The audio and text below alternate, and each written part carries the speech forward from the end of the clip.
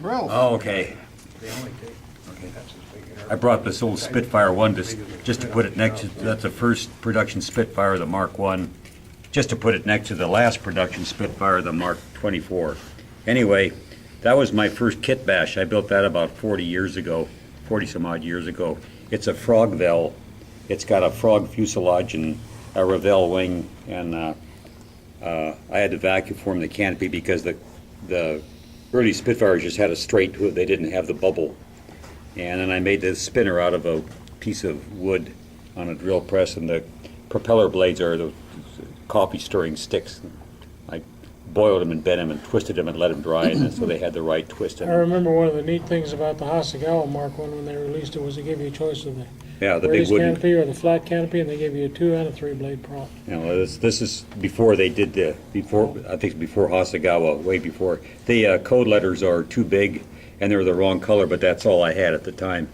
So anyway, this is a Mark 24 or Mark 22, the last Spitfire built. This is the one that Jim gave me, and really a nice kit, detailed wheel welds and everything. My only criticism of the kit, the clear plastic parts are so fragile. They give you one windscreen and 2 canopies, and I was going to make the canopy close, so I took that one first, and it already had a little hairline crack in it. As soon as I touched it, it broke in half. So I thought, that's okay, I'll take the second one canopy.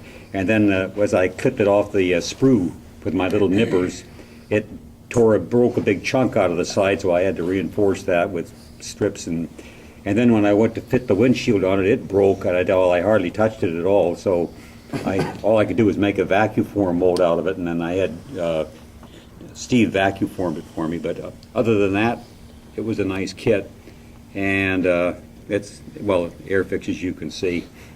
And the other one's a Spitfire Mark 9. That's the one that George gave me. And out of the box, my only criticism of the kit is there's no cockpit detail and there's no wheel well detail. But it's an earlier Airfix kit. But I detailed the cockpit, but it was a waste of time because you can't see it anyway. And as much as I detest that desert camouflage, it had nice code letters, so I went ahead and that desert camouflage scheme, it looked like somebody poured chocolate syrup over a jar of peanut butter. But I made it that way anyway, and it's a pretty nice kit all in all. And that's about all I got to say for myself.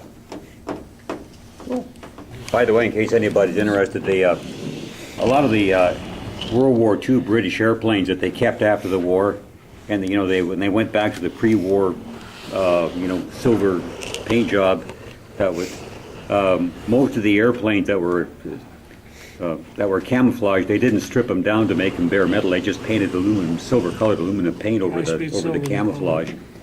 And so most of the post-war RAF planes you see that are, or a lot of them they're just painted silver. They're not bare metal. A lot of the ones in the tropics are in the desert.